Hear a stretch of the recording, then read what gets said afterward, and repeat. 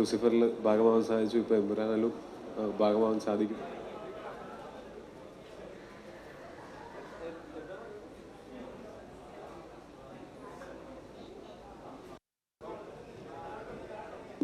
Hello, hi, എല്ലാവർക്കും നമസ്കാരം. സുഖമല്ലേ?